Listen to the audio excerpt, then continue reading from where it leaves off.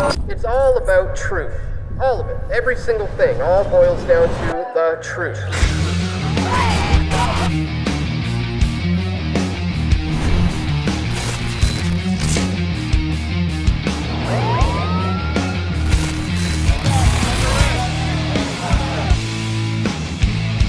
We all want truth.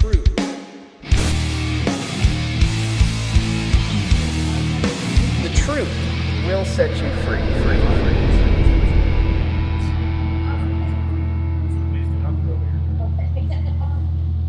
All right, welcome to the broadcast, ladies and gentlemen. We are live. Today is Wednesday, October 17th, Legalization Day here in Canada. It is official. Cannabis has officially been legalized. So we're going to be talking about that today. Be sure to get your questions in the chat and share this broadcast. Let me go check the live stream, make sure we are in fact live. It looks like we're good to go. Let me go know if you guys can hear me. And if we got audio, then we're just going to keep going. Again, share this one, send it out to your Twitter, your Facebook, let people know we are live, taking questions from the super chat. And as soon as I know we're getting good audio, we're going to go. All right, audio is good. Excellent. So again, if you're just tuning in, I am currently here at Grassroots Medicinal in Squamish, British Columbia. As you've probably heard, cannabis is just legalized. Legalized, as I often say in quotations, for very good reasons. It seems that there's been a little bit of a bait and switch, almost like a Trojan horse, if you will, that's been offered to the Canadian people. And they're monopolizing the industry behind the scenes. So we're going to have a guest joining us a little bit later in the program. Chad Jackett of Liberty Farms and owner of Grassroots Medicinal here in Squamish is going to be joining us via Skype. But until then, get your questions into the chat because, as I said, there are so many things to cover, so many things in regards to this. A lot of people don't realize that some of the laws are changing in respect to the penalties. For example, now, as it is now, if you are caught selling to a minor or marketing to a minor, for example, you can do upwards of 14 years in prison. It didn't used to be like that before this change, and it varies. It's different from province to province. In fact, let me just pull up something we was just released recently. This is from Yahoo News, Canada's Cannabis Rules. Here are the guidelines for every province. So it's different from province to province here in Canada. In Newfoundland and Labrador, as you can see, the age is going to be 19. Where you can purchase it is private retail stores and government-operated online stores. Now, before we move on, let me clarify something about that. When you hear the word private store, you might be thinking, oh, they're opening it up to the free market.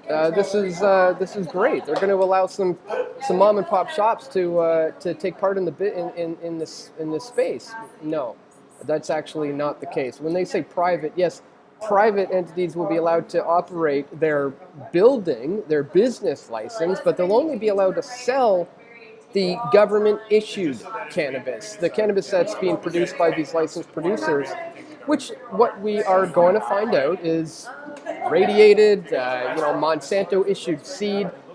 This is stuff that they have reduced the medicinal benefits from.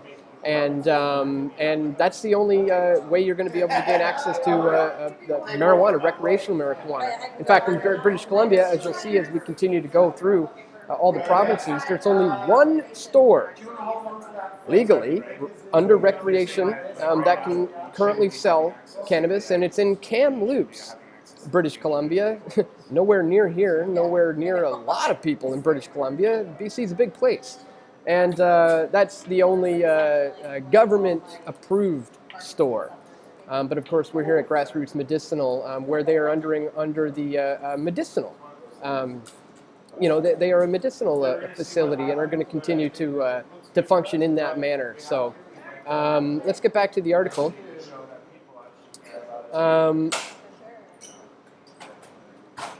Where you can smoke it, only in private residences in Newfoundland.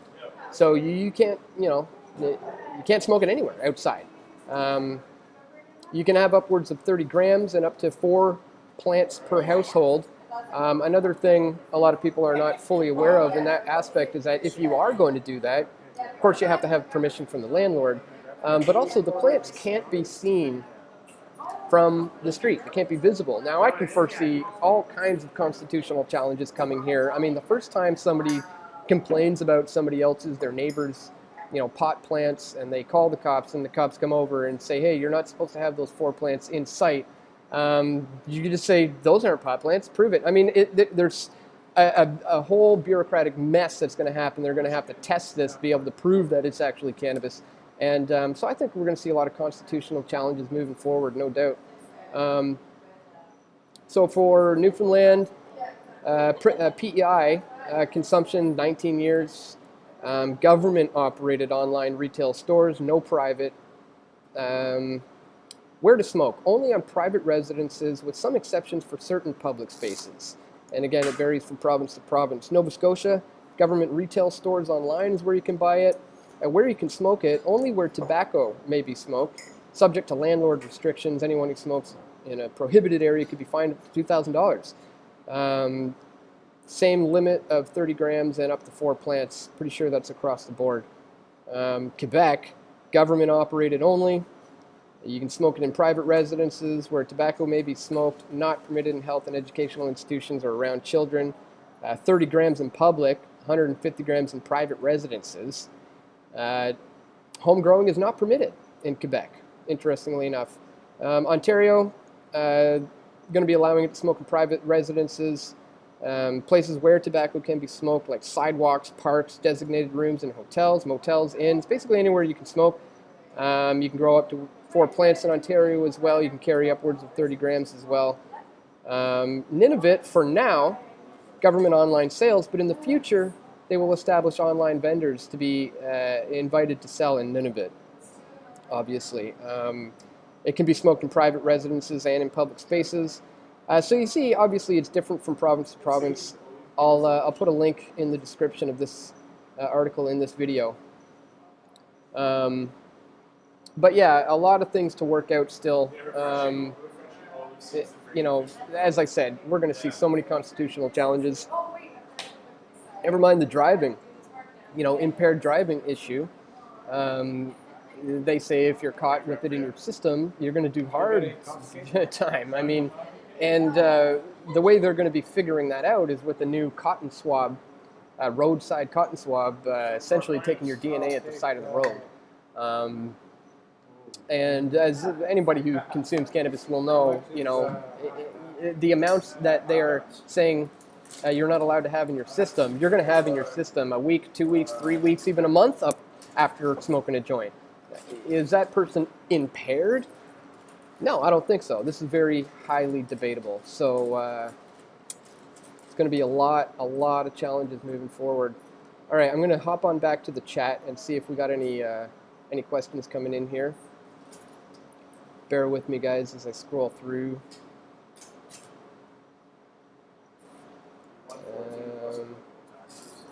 There we go. Yeah, the Drager 5000, says Bob. That's the name of the this cotton swab system. Can I get the link to the info that he's reading? Yeah, Lee, if you're watching that, if you could, it'd be awesome. Pop that in the chat. It's Yahoo News. Canada's Cannabis Rules. Here are the guidelines for every single province, is the title of that one. Justin Fisher, thanks. Glad you liked the intro. Nicole says good interview with Luke earlier. Thank you. Appreciate it. Luke does great work. He asks good questions, and I felt it was a good interview too. We gotta get the word out about the the Trojan horse that is legalization. I mean, yes, progress is being made in the sense that the stigma towards cannabis use on the public mainstream is getting to the point where at least something can be so-called legalized. So yes, we're progressing away from prohibition in that sense, but still so much work to do. right, let's see if we got any more questions here. Yeah, some of the prices Lee mentioned, $14.95 for pre-roll. Somebody was sending me some images of the prices they're seeing for, up $70 for an eighth. 3.5 grams, $70. This is not for the patients. This is not, going to benefit the people, and that's why grassroots medicinal stayed open. I mean, these patients need the cannabis that helps their ailments. That they've figured out. People have honed in on which strains works for whatever they're using it for, and these LPs, they don't care about the patients. It's clear. They're taking over this industry. Okay, I need to switch back to this. All right, let me go back to the questions, and then we'll get Chad on the line.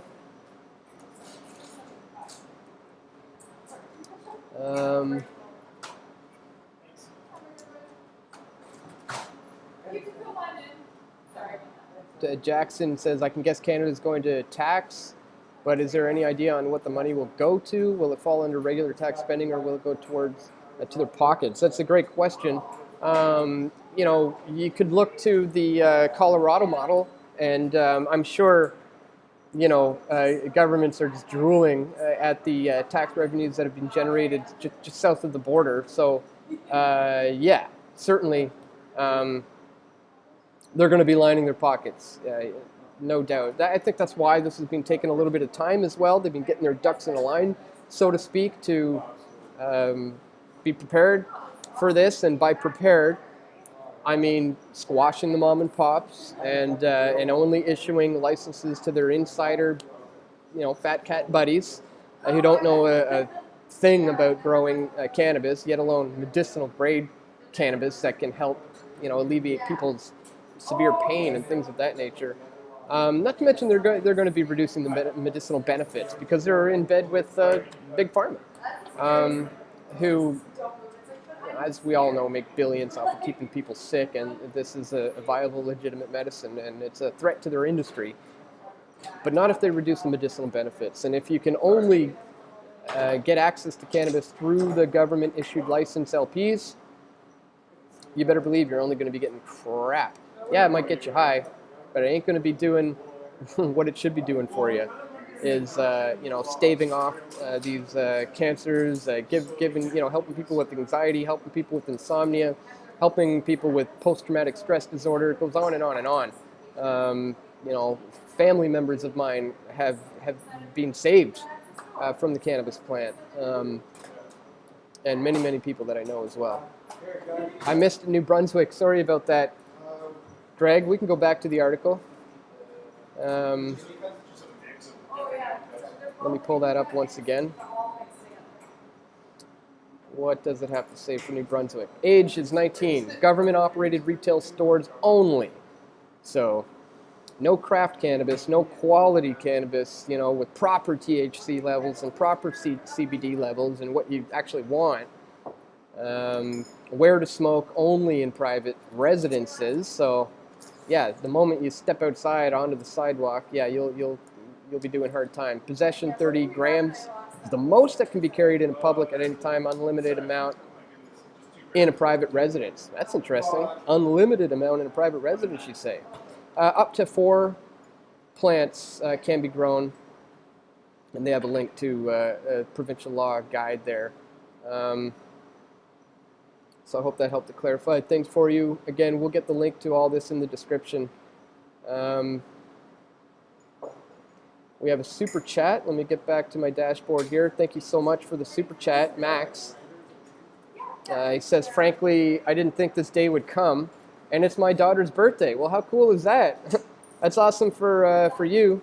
Yeah, I know. A lot of people, 90-odd years prohibition has been here in Canada. A lot of people have been thinking this day would never come. And yeah, what a better day than on your daughter's birthday. That's pretty cool. Me and my fiance just got a new dog. His name is 420 Tony because he was born on April 20th. So we named him that. Again, if you're just tuning in, I am here at Grassroots Medicinal. There's Molly right over there. And we have Chad calling on the line right now. Hello, Chad. Can you hear me? Hey. Hey, turn your camera sideways. I can't tell. Sorry, I couldn't tell who was calling you there. Okay, all right, guys, let me pull up Chad. I think we got him on the line here. Let me, bear with me one sec. Let me switch it over. There he is. All right, Chad Jacket in the house. Let me just make sure. All right, Chad. So we're here. We're here in your shop in Squamish, Grassroots. Let me pull up the chat window. Actually, we'll get people, you and everybody in the chat, and myself in the screen here, and we can take people's questions from the chat. I know you're a busy guy, Chad, so just let me know when you got to go, and we'll go. But I guess I'll start with this.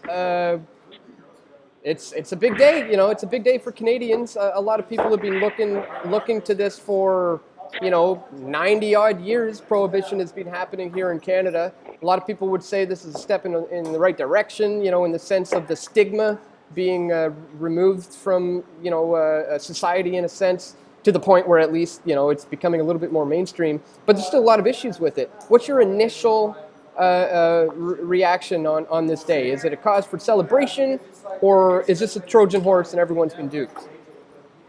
I'd have to say it's a bit of a Trojan horse. The celebration part would be that the stigma is going to eventually just get sort of washed away here now that, the government is saying, oh, it's illegal. A lot of people that just, hang on every word of the government are going to now go, oh, well, it can't be that bad. So that's a good thing. It really is. So just in that fact, I think we're going to see a lot of headway in all aspects of the cannabis industry because of the fact that the stigma is getting sort of washed away now. Mm-hmm. But other than that, I mean, we're definitely not seeing, right now, today, we're not seeing legalization for the people. We're seeing more rules, more regulations. Basically the people are not able to have concentrates or edibles or anything of that sort. There's all kinds of draconian rules that are now in place that are concerning in my view. The roadside testing, the 14 years for being caught selling. All these different things. I mean, it's ridiculous. Again, I think it's going to go away, but right now they still have this stuff in place. I think it's ridiculous that they've been putting so many rules in place that just simply benefit these large multinational players that are publicly traded, and they're not thinking about the privately owned dispensary owners and growers out there that have been in this industry forever and are just sitting here going, well, we're at legalization. We were the ones that fought to get legalization here for all these corporations, and we're just still sitting here going, this doesn't really serve me any purpose. Yeah. So, well, there seems to be some confusion about that. A lot of people are hearing that some private businesses are going to be allowed to operate, but they don't understand that these private businesses are not going to, they're only going to be able to sell the government-issued cannabis. So how is that a free market? How is that allowing the mom and pops to compete? How is that fair? It's not a free market at all, and it's forcing those that want to continue in the business to then buy from the crony monopolistic system of licensed producers, which there's only a few of, and it's very much a controlled, very tight-knit inside thing. So sure, you might be able to open a private distribution, but you're going to still have to sell the bad guys' stuff in your store. So a lot of people don't want to do that, and they also recognize that there's a lot of different pesticides that are being sprayed on the licensed producer cannabis that are allowed to be sprayed. Majority of these people are radiating. I think it's about 80 or plus percent of the licensed producers are actually radiating their cannabis. So your terpene profile is right away going out the window, and you're stuck with a lesser product that is really not very medicinal. I haven't heard anything good about really any licensed producer, and I hate to say that. I just haven't heard anything good. The only things that I've heard is they burn black, burns dark. Some people have literally been so sick that they haven't been able to eat for months. Freddie Pitchard, he did an online testing session where he was testing a lot of the licensed producer stuff.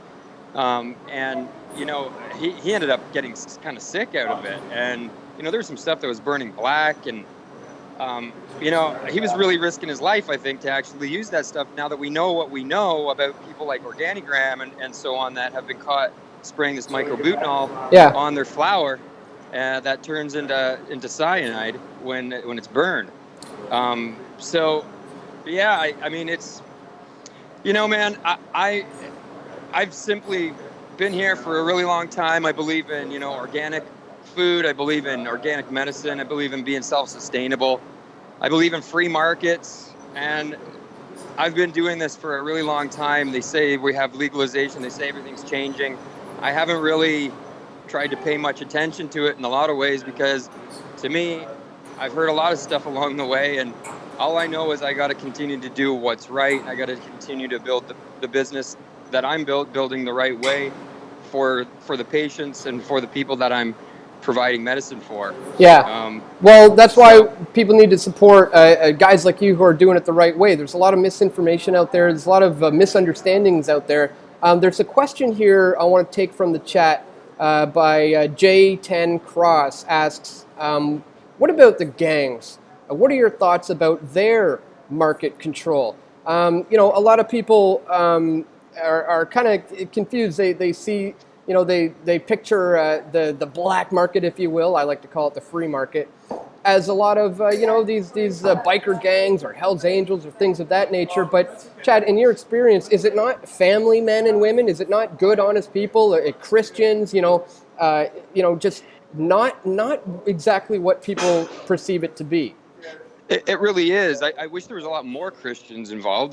There's quite a few, but a lot of people have been deterred from the church being so anti. I mean the Catholic Church mainly being so anti-cannabis and anti really everything, almost anti-Christ, I'd have to say. I think a lot of people have been deterred from that, and I think it's scared a lot of people away from Christianity, which is terrible.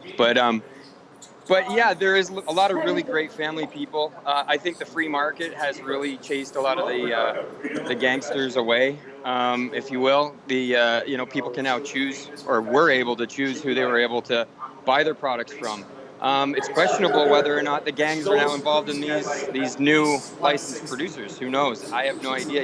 They say gangsterism usually goes pretty deep, and they're usually connected to people within the government and so on. Yeah. A lot of people know that the CIA is, running cocaine and all kinds of things.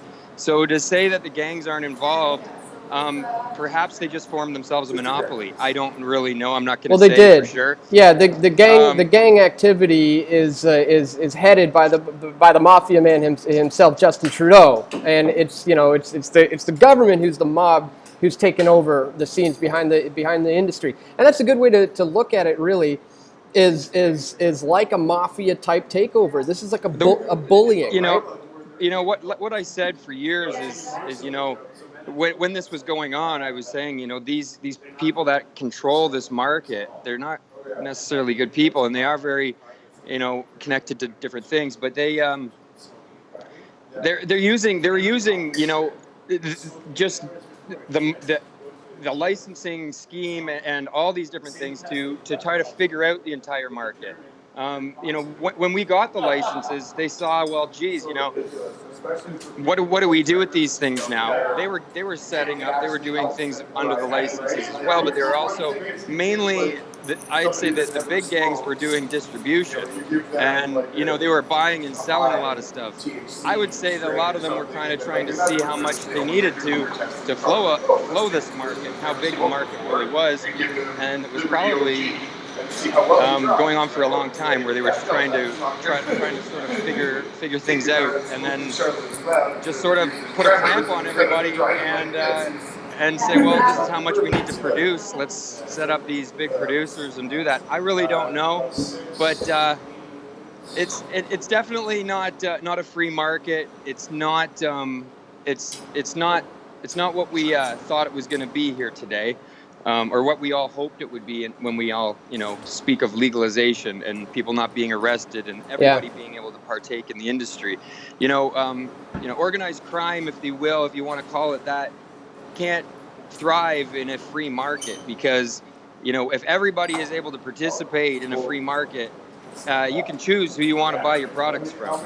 You aren't susceptible to only going to the organized crime people. Under this new system, if they really do cut off all the mom and pops and say, well, you're not allowed to grow, you're not allowed to sell anymore, I think that would just open it up to the organized crime again, because they're the only ones that are really going to be able to function and don't give a shit about going to jail. Yeah. Well, that's why I think it's important at this stage in the game for civil disobedience. That's how things get done, and that's why it's important to maintain these options for people, especially the patients. It's just crazy that they're robbing the people of their ability to cure themselves of different diseases and things of this nature. Because we know that they are heavily in bed with big pharma. Let's face it; these LPs behind the scenes, do have these connections. Because let's face it, this plant is a threat to their industry. We know that. Absolutely. And I don't want to demonize every single LP out there. I don't think that every single one of these people are terrible people. I don't know them all. So, I can't really speak for all of that. But I do think there is some really shady stuff going on. And, for me, I wouldn't apply for the licensed producer scheme when it first came out, because are you there? Yeah, sorry, yeah. Yeah, because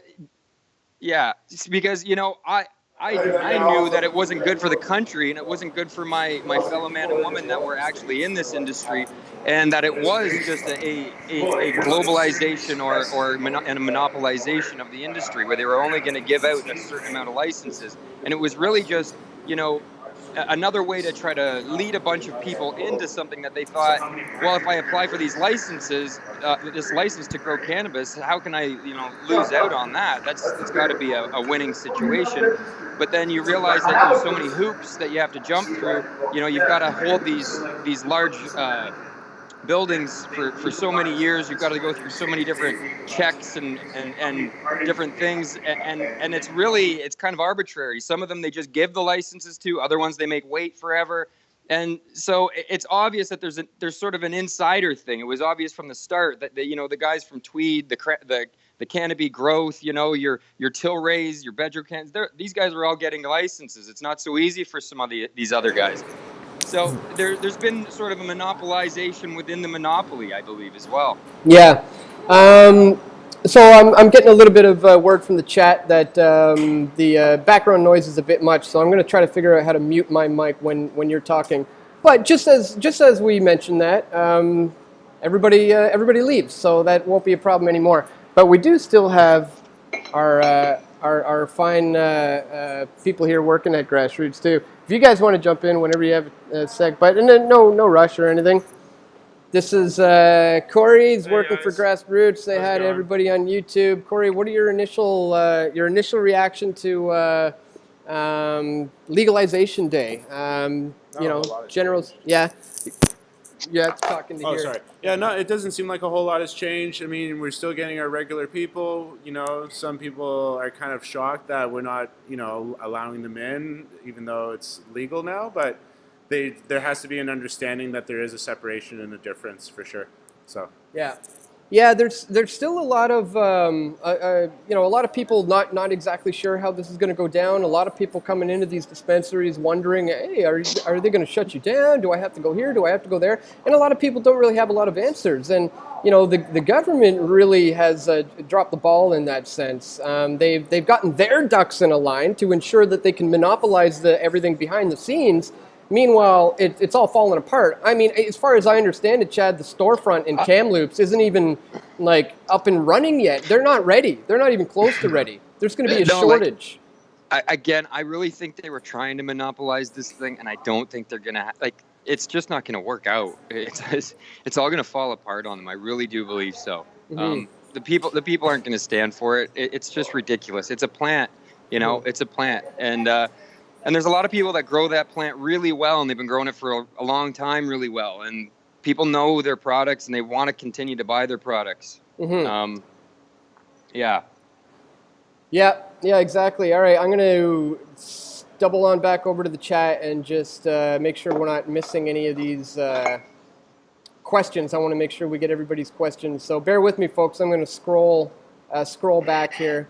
And hopefully the background noise is a little better. Yeah, we had a lot of customers in the store there, but they're gone now. So I think the audio is probably better. And if you see anything in the chat, let me know, Chad. But I'm not seeing too many other questions. I can't even see the chat. I don't know. Okay. Yeah. No worries. We're not getting a lot of questions right now, just a lot of comments. So that's fine. But if you do have some questions, please leave some big question marks in there so I can easily see it. Somebody asked here, Scott Foley, question for you, I suppose. How long does it take to grow a plant? Well, that all depends. It depends on the plant that you're growing. It depends how large you want to grow the plant. There's a lot of factors there. In general, a lot of flowering times are about 9 weeks, I'm going to say. That's just in general. That's a decent plant. I find most cannabis plants that are too much under that generally aren't the best quality, and anything over that is a heck of a lot of commitment. But yeah, generally they're around 9 or 10 weeks for flowering. How long you want to veg your plant before that and actually grow it out to get different sizes out of it is really up to you. Yeah. You could really double that time rate, no problem, with your veg as well. Just to put it into perspective. Yeah. Some other people are curious about the price point and what you make of that. I saw some numbers earlier from some sales that have already taken place in the East Coast. Somebody was paying, I think, $69 for an eighth, $70 for 3.5 grams. Yeah. That's not really for the patients. That's not really, it's recreational, but I mean, how is that going to be good or beneficial for anybody? Isn't this just going to prop up the black market or the free market? Yeah, I mean, hey man, I've been saying it for a long time. There's a lot of people out there screaming that we need legalization because cannabis is too expensive, and I was letting them know, listen, guys, you have no idea how expensive this is going to get. Mm-hmm. When you've got CEOs that aren't lifting a finger, they're not growing a single plant, and they're getting paid huge payouts every year. Your price rate there in your cannabis is going through the roof. So there's a lot of cost that's going to go into this, especially in this model that they're trying to force everybody into. There's just there's a ton of costs that go into it. So under a more free market where, everybody can just experiment with different ways to grow and not have so much regulation and red tape, the price could come down, I think. But even then, that might not be proven because, the rest of the world isn't legalized yet, and we're the first two. And as soon as, these other countries open up for, distribution and they want to legalize, they're not going to know how to grow. We've got the experience in that. And for all you know, the price of BC bud is going to go absolutely astronomical. And this could be something that all Canadians can really benefit from. It can really bring in a lot of cash flow to, all of our communities in BC. And we can also have a very free and open market where, people are able to test out and experiment different ways to grow and test out different strains and really just get comfortable with the plant and not, stress out about it like it's some big deal, and just have it as, your corn and carrots in your yard. I mean, Yeah. It can be that simple. A couple more questions from the chat. G-Pops asks, oil extracts. I'm wondering. I assume he's wondering if that's going to be allowed. And to my understanding, it is going to be allowed. You will be able to produce oil extracts from your cannabis plants at home. And I think they will be moving to edibles in about a year. You are right now under the Smith. The Smith case, anybody that is medicinal, is using cannabis medicinally, has the right to all forms of cannabis and extracts. Mysterious Blue Space Entity Channel asks, is dispensary weed more potent than drug dealer weed, or is it the same? That's really a difficult thing for me to answer. Interesting question. Yeah. I mean, it's. Let's put it this way: the dispensary. I don't know who your drug dealer is. Yeah. So for that matter, I couldn't answer that question. Let's put it this way: I couldn't answer it. The dispensary weed moving forward, market from these LPs, as it were, is already proven to be not good. We did a show when I was doing live shows from a studio a couple years ago where we had a sample of some of this product from, I think it was the Brown. Brown. Was it Tweed? Yeah, it was Tweed. It was the Brown. So we had a strain that they called it Brown. What a nice enticing strain name is that? I mean, back here we got a Cosmic Adventure, Crystal Coma, Chocolate TIE Fighter. That sounds pretty good. Space Monkey, Orange Sherbet. The LPs, they have Brown. Brown. It was crap. It was just, it had seeds and stems, and it was brown. It was all milled. If I remember correctly, it was all milled and it was all broken down. So anybody, if anybody knows about milled cannabis, when you break up cannabis and it's been sitting broken up for any length of time, you're losing a lot of those terpenes, and it's just kind of, you're getting a sort of a stale, flat product. Yeah. Well, it's not something that they're really interested in, because they don't realize that, there's a lot of patients, but there's a lot of connoisseurs here. These people want to be able to smell their product. They want to see it. They don't realize they're not going to be able to do that under legalization moving forward. Like right now, you can walk into the store, you can grab one of these jars off the shelf, and you can have a sniff of the product you're about to buy. Not under legalization. You'll have to order it from this Kamloops store, and they'll sell it to you in a generic package. And you just hope you get the best, right? I mean, yeah. And so I want to give everybody a little bit of advice out there that's wanting to continue to supply medical patients. And I can't really give advice, but I mean, I would definitely, for you, what I'm doing, I'll say what I do is I've had a private members club from the start. It's been a private members, strictly medicinal dispensary, and that's what we plan to stick with. I recommend that if anybody was going to continue on, that's the way they would do it, and not just be selling to anybody willy-nilly. I mean, you gotta have a private members club. You gotta be you gotta be making sure you're supplying patients. Yeah. And it's really the bottom line. Speaking of private member clubs, Nicholas Peter just said all about the soil, and as you can see in the chat, he gets his own little PFT icon because he just became a member. Thank you so much, Nicholas Peter, for joining as a member here. And guys, if you click on that join button just underneath, you can do so as well, and then you can get yourself a nice little icon badge too for your chat, and you'll be supporting yeah, us and us to be able to do broadcasts like this moving forward. So thank you for the super chats. Thank you for your donations and your contributions, and for the Patreon memberships and things of that nature, and for joining up. So Chad, I got this in the mail the other day. We got a breakdown here. Get cannabis clarity. Here's what you need to understand. The Cannabis Act, they got all the rules and regulations here of what you can expect. We got safe communities, safe homes, how to keep your home safe, how to keep safe on the road. I think moving forward, that's going to be a big one when it comes to the impaired driving. I mean, what do you make of that? Like, what level, how are they really going to determine if you're impaired? I mean, as we know, the levels that they're suggesting, you're going to have that in your system a few weeks after smoking a joint. So technically everybody, half of BC is driving around impaired according to their laws.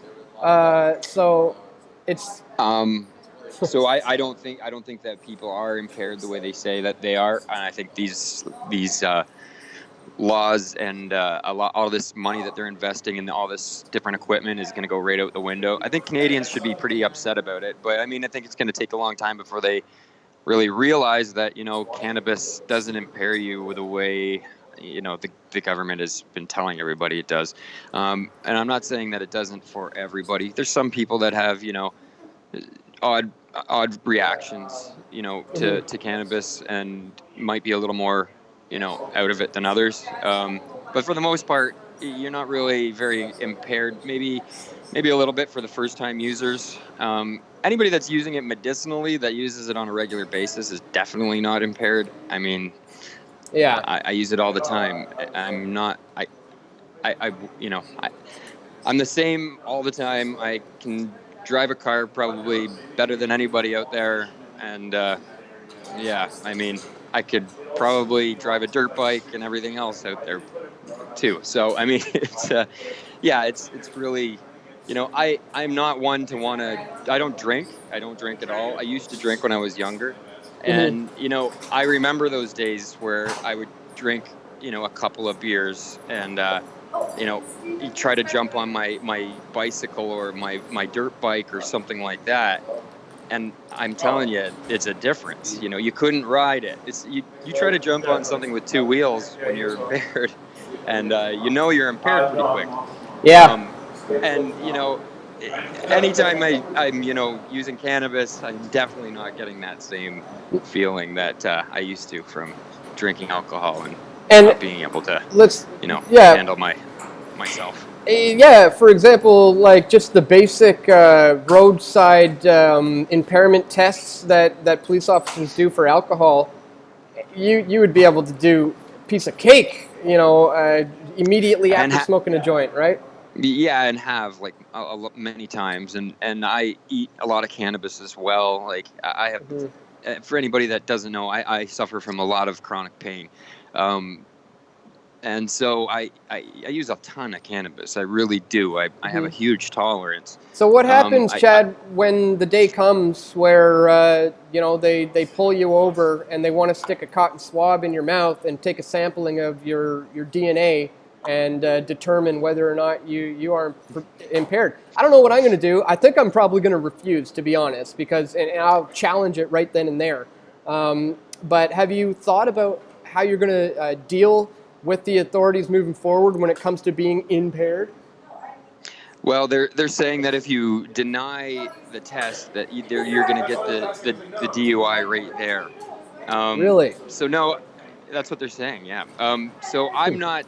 No, I wouldn't want to take the test. I won't give them my DNA willfully. No.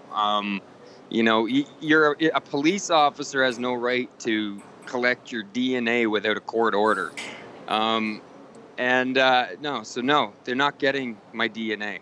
Yeah, I feel the same, and I really hope people do the same out there. We have to, stand up to these incremental pushes against our freedom and how they incrementally remove our basic fundamental rights and freedoms. It's a very slippery slope, and a lot of the things they're getting away with now wouldn't have been possible without legalization, like throwing somebody in jail for 14 years. For marketing to a minor. I mean, what does that mean? I've got people watching Press for Truth channel here right now of all kinds of ages. I've got some jars in the back. Am I marketing to the youth? Could I potentially do 14 years in prison right now for this? Well, according to the Canadian government, that's potentially the case. So That's insane. yeah, I think moving forward, we're going to see a lot of court battles going on, and a lot of things got to be hashed out. But would you say overall, would you say it's generally a step in the right direction, at least in the sense that the stigma is removed to the point that we can discuss this on the mainstream level? I mean, I got mixed feelings about it personally. I like that we can talk about it on the mainstream level. I don't like that people have thought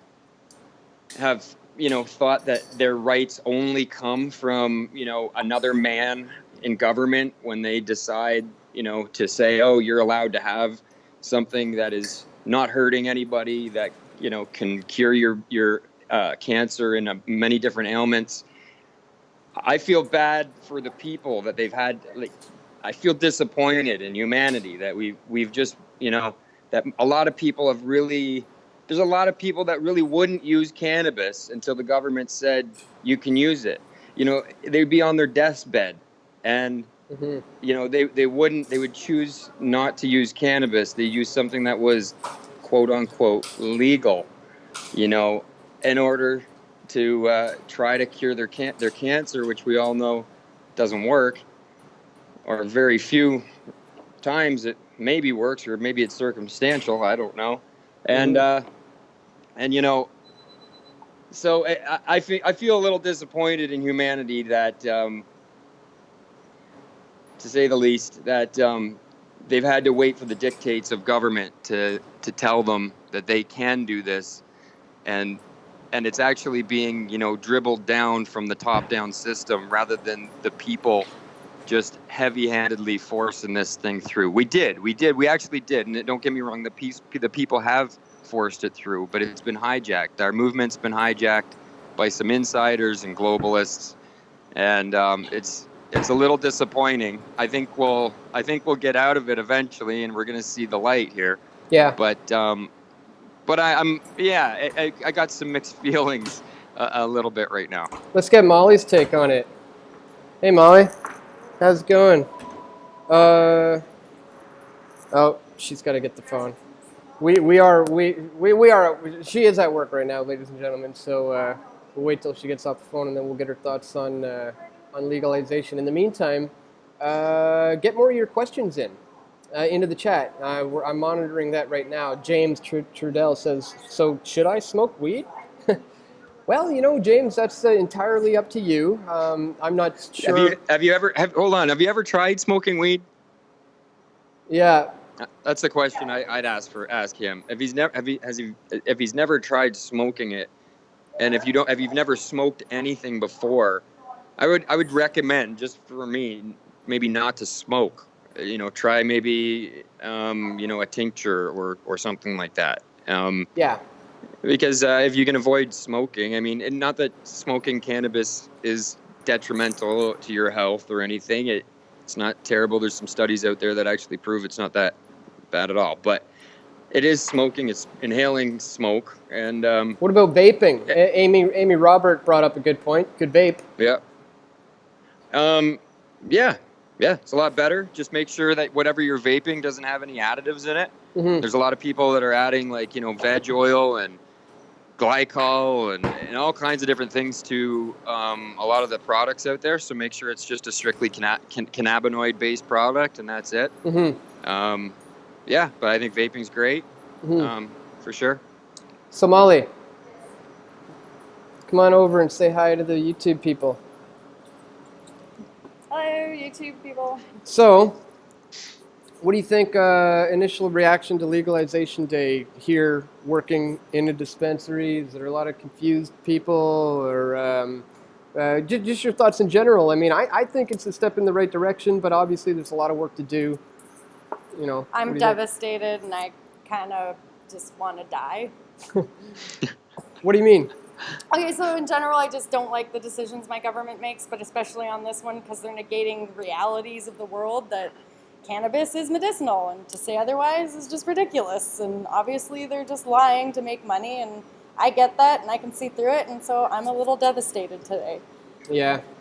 Yeah, well, exactly. It's been a bait and switch. It's been a Trojan horse move, really. So it's sad to see people get so excited too for something that they don't fully understand, that there's actually a takeover happening behind the scenes. That's the worst part. Well, I know, Dan. For me, like, we've had the right to use this just because the government and the news says isn't you being very can't. great at informing them. Mm-hmm. Yep. Sorry, Chad.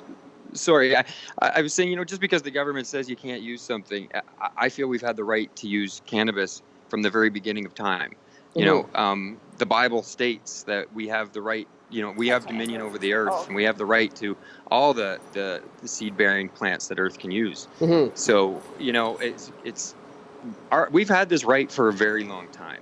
What people are fighting for is I don't really know. It confuses me at times. I just want people to stand up and claim their rights rather than ask somebody for them. Now, somebody here in the chat is saying, I've been trying to wake up my brother who is public and licensed. He says, no Monsanto, the Mindful Project. His brother says there is no Monsanto. What is the truth? Well, I can only speak from my experience. I visited one of these LPs. Chad was with me.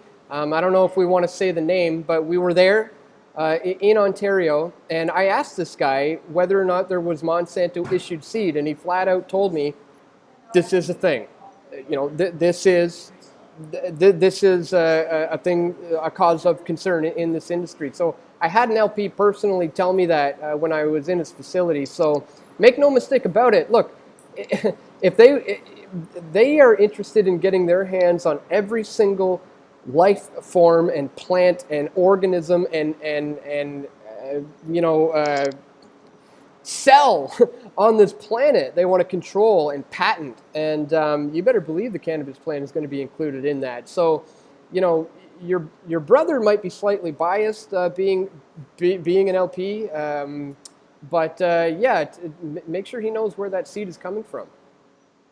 Well, the Bible quite clearly says that, in the end times that a beast will rise and will cause every man, woman, and child to receive a mark in their right hand or in their forehead. Now, in order for that to happen, whatever this beast is, this large governmental system, it's going to have to monetize everything. If you can only buy and sell everything through this system, it's going to want to own every single thing on the planet. So everything is going to have to be legalized eventually, I think. It's just what it is. Everything's going to have a number attached to it. Yeah. Now, somebody here in the chat is asking, how do I start up a dispensary and a brand in the seed market?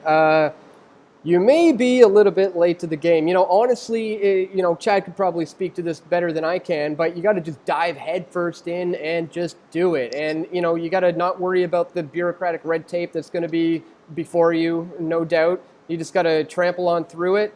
And like what Chad did. You guys didn't have a business license when you first started, but you went to the town hall meetings, you raised your case, you presented yourself, and then they eventually sided in your favor and issued you the license. But you had to go through the grind first, right? You had to take that risk. Yeah, absolutely. And we had to be, good, upstanding people in the community, and we had to prove that and show that we, weren't just a bunch of gangsters and thugs and people that are scary, shady people. I mean, because of these stigmas, people don't know what the heck's going on. So for me, I really wanted to get opened in Squamish, especially because I knew eventually somebody is going to open up there, and who knows, it might be somebody that actually doesn't, do us a service and acts like a shady person. There is shady people in every business that there is out there. It doesn't matter what business you're in. It could be cannabis. It could be toothpaste production. There's shady people in every single business that there is. Mm-hmm. So I wanted to, break that stigma as best as I could, and,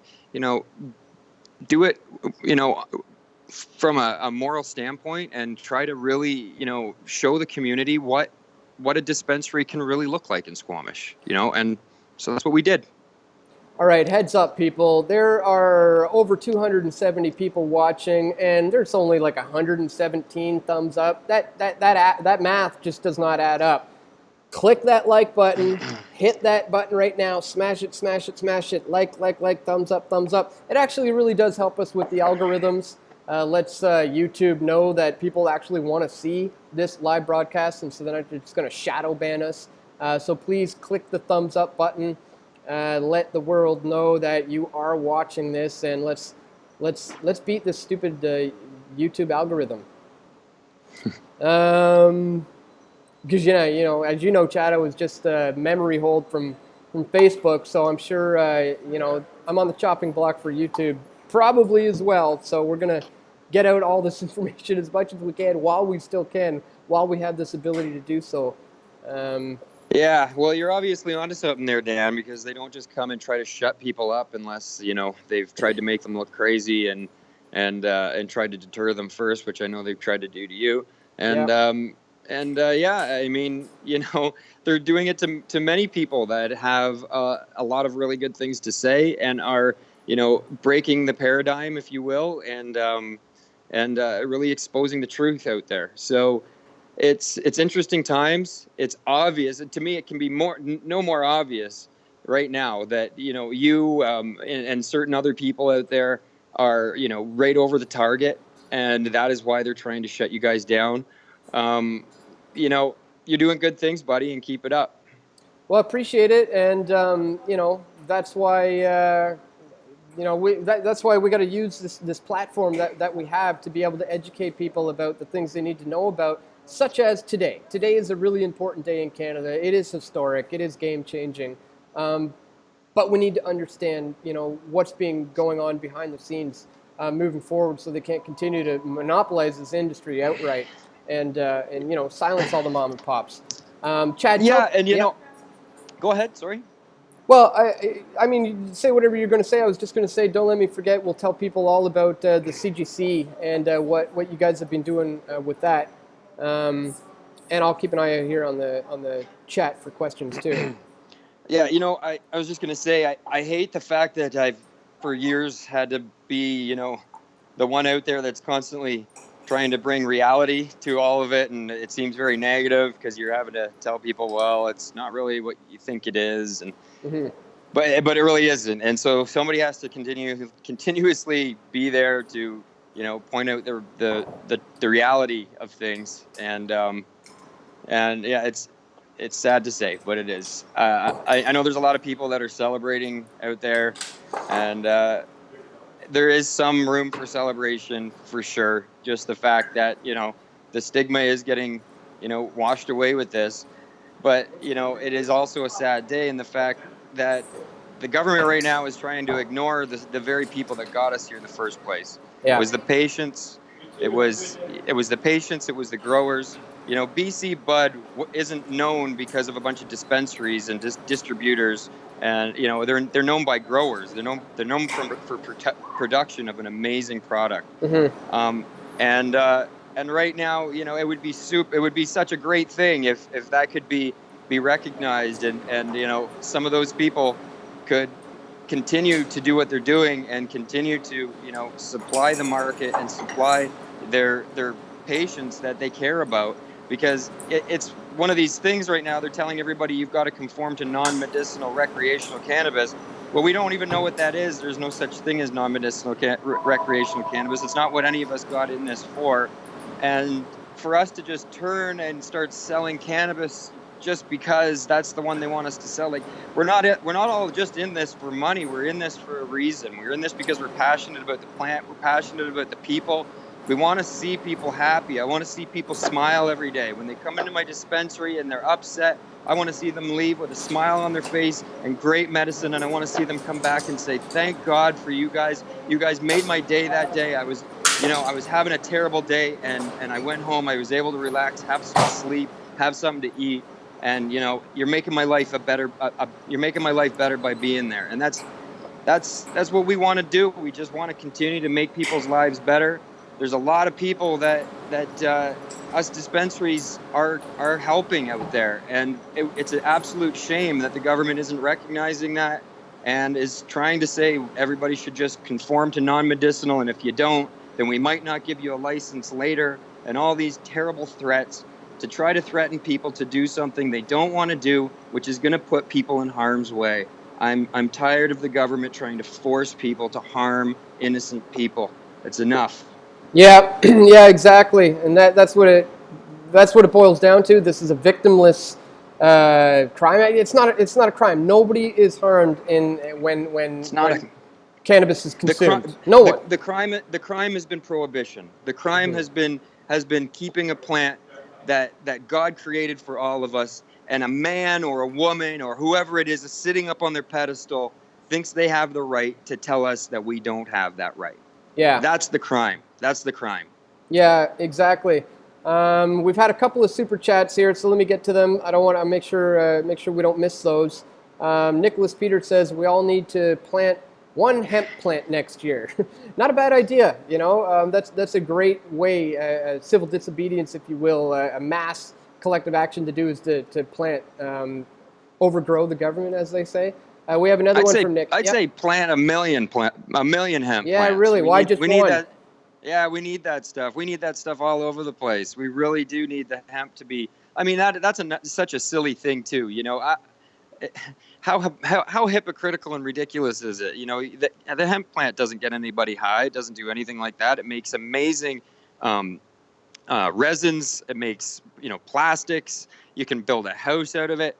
There's so many things you can do with hemp, and they still keep that under a Schedule 1. I mean, well, I mean, I guess they're loosening these things up now, but I mean, it's just ridiculous. It's obvious that they've had to keep this plant, under lock and key because of some sort of an agenda that they're pushing through. And we all see this. These environmental agendas that are basically encroaching on everybody's rights, and everybody needs to pay the government more taxes, which how is that going to help any kind of environmental problem at all? It's not. We need solutions, not just handing people taxes, and I truly believe that the hemp plant was part of that equation to try to take that out. You needed the hemp plant out of the way to try to really, make us think that we have such an environmental problem going on that we maybe do, because if you have plastics that are breaking down in the environment, you have different things that are you have CO2 levels that are going down, and they are anyway, and I don't think that's a big problem. That's another thing, but all right, yep. I truly think it's been a huge part of the equation for them to try to pull this whole agenda off that they've been trying to pull off. We got two more super chats. I want to be sure we get to those. Nicholas Peter says, "Oh yeah, we already read that one. Do you two focus on homeopathic medicine?" We'll get to that. And there was another question. A right is an action you can take that does no harm to another sentient being. Just needs to be understood. Also, I'm in Illinois. Organic seeds? ?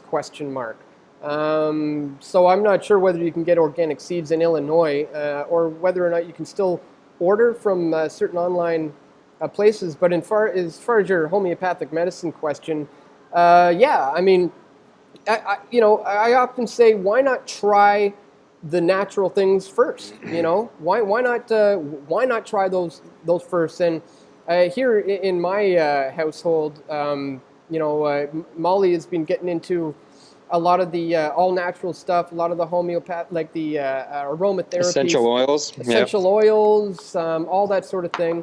Mm-hmm. And yeah, it's definitely a great way to go. Growing your own food, and look, when you are using cannabis on a daily basis recreationally, guess what? You're using it medicinally too. So you may not realize it, but yeah, everyone is using cannabis medicinally. Yeah, absolutely. You can your body's only accepting it medicinally. You have CB1 and CB2 receptors, and that's your body recognizes cannabis as a medicinal product. Just because your mind might not, because you've been taught that it's for fun. And don't get me wrong, it can be very fun. But just because you've been taught that doesn't mean that it's just for that. And fun is also, something that can actually be very beneficial too, because who wants to be, in a sort of down, depressed state all the time when you can have some fun and smile and laugh every now and then. Yeah, absolutely. And look, anything can be abused too. I mean, Oh, absolutely. Yeah. There's nothing wrong with somebody wanting to have a glass of wine after work to wind down a little bit. But if you want to have a couple liters of wine every night, well, then that's a problem. With cannabis. Well, I mean, for me, I'm a self-employed person. I mean, if I am just sitting around and I'm just gonna smoke, if I'm just gonna smoke cannabis all day long and not do anything, I mean that could be a problem. I mean, you got to be productive. You got to know your balances of what you're gonna do. I mean, I use cannabis and I eat a lot of cannabis, and sometimes I'll just get up in the morning, I'll eat a bunch and off I go to work, and I'm still using it, but I'm not just sitting around. I'm not letting it just waste my day. I'm getting back to work, and it's actually relieving my back pain so I can get down and do what I need to do. Yeah. So and everyone's different, If it's slowing you down, then maybe you need to make some changes. Exactly. If you're just sitting around and you're like, oh, just another hoot, just another hoot, and you just sit around all day, you might want to, look at that. Yeah. Just like just like everything, in moderation. Even things that are absolutely good for you and healthy for you, can certainly be abused. So absolutely, man. You can eat too many cheeseburgers. You can drink too much water. You can abuse pretty much everything. So, yeah. Yeah.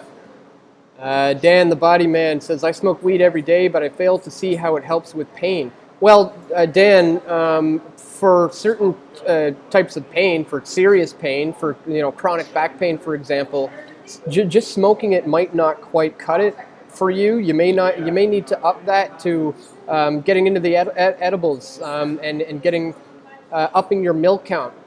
75, 100 mils, maybe try 100, couple hundred mils. It may be time, because people grow tolerances to it when it comes to pain relief. If you're no longer getting the relief that you need for the pain, you're going to have to up the dosage. And the only way you can't just smoke a ton. The only way to do that is to ingest edibles or oils. What do you say, Chad? And smoking hits you just slightly differently as well. So, I mean, as much as, smoking is more, right now, you're getting a buzz, you're feeling, the effects, and it can have, some muscle relaxation and some pain relief. Definitely not nearly as much as when you're actually eating cannabis. You're, I believe you're actually absorbing about 40% of the THC when you're eating it, versus I think it's somewhere like in the 10%. I'm not 100% sure on the smoking, but it's significantly less that you're absorbing into your body when you're smoking it versus when you're eating it. So, I started eating for back pain, and what I would do is take anywhere from 100 to 200 mils right before going to bed, so that I would just wake up with no back pain, and that's simply it. A lot of times too, when you ingest the edibles, you don't really the way you notice it's working is all of a sudden it dawns on you that, oh, I'm not feeling pain. Oh yeah, actually I haven't felt any pain for like the last hour, and it just kind of all of a sudden dawns on you that it's working. Yeah, exactly. For me, I'll eat some cannabis, and I just I'll be sore in the morning or whatever, and then I start working, and then next thing you know, by noon I'm like, oh hey, I'm just. Kevin Marriott. Oh, we lost Chad. Let me just switch this over. Kevin Marriott says that he tried CBD, but it didn't help him with his pain at all. CBD is not what you need for pain. CBD is going to help you with a lot of the medicinal staving off certain cancers and things of that nature, but it's not going to help you with your pain. That is something you need good old-fashioned THC for. Anyways, we did lose Chad, so I think we're going to wrap up this stream. We've been going now for hour and 10 minutes, so if you guys got any more questions, let me know. I'm going to check. I'll keep an eye on the chat here, and otherwise, I think we'll wrap this one up for today, guys. Again, like it's a good day, but don't get your hopes up too much. Don't get too ahead of yourselves. There's a lot of work to do moving forward. And Chad actually started something called the CGC, the Cannabis Growers of Canada, at cannagrowers.ca. All those links are located in the description below. And this is, you could essentially call it almost like a lobbying group that's going to represent the mom and pop shops, the growers who have built the industry, to go up against the government and say, hey, we need a free and fair open market. Let's allow these guys to play along. Check the links below. And also, if you appreciate our efforts here, check the links below also to where you can join us as a patron.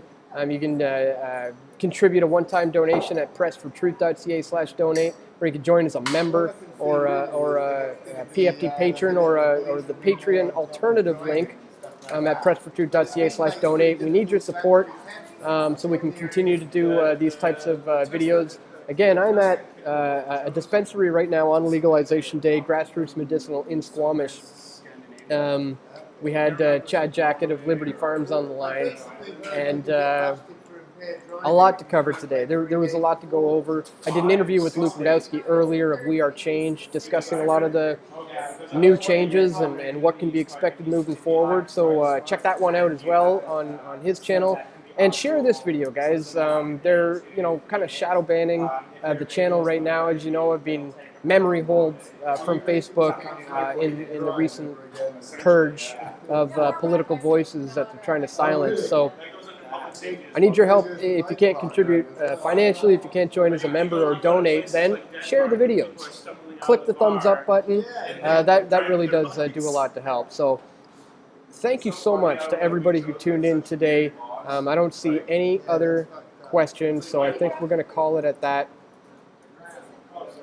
We've been going almost an hour and 15 minutes here, so probably a good time to stop it, unless you guys really want me to keep going. I'll take some more questions, but otherwise, I think we'll call it. And as you can imagine, I got some things to do here. So, not here, at home. Yes, share the links. Thank you again for tuning in. And I guess that's it for this one. If you guys got any more questions, but I'm not seeing any. Dan, you're heading to Acapulco next year. Asks Rain Bitcoins. Yes, absolutely. I've been to every Acapulco, and I will certainly be attending this one. You guys can get 15% off your conference tickets if you use promo code PFT. So my question is, are you going?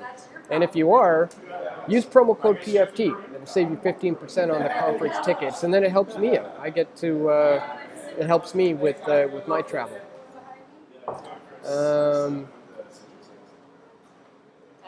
Keep it real. Thanks, Dan.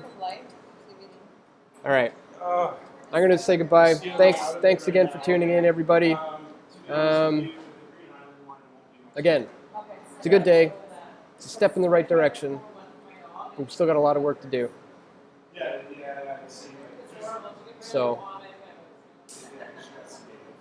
bye, Brian. Bye, everybody. Thanks again for tuning in. Good night. Later. Goodbye, Toby, the older man, Robert, LG, everyone for tuning in. Thanks so much. Really, really appreciate it. Appreciate all your support. A lot of people here who've been watching and been following me since I started the channel in 2006. It's a long time. Glad to have you guys with me. Hope you'll stick with me moving forward. Peace and love. Take care. Peace. I'm out.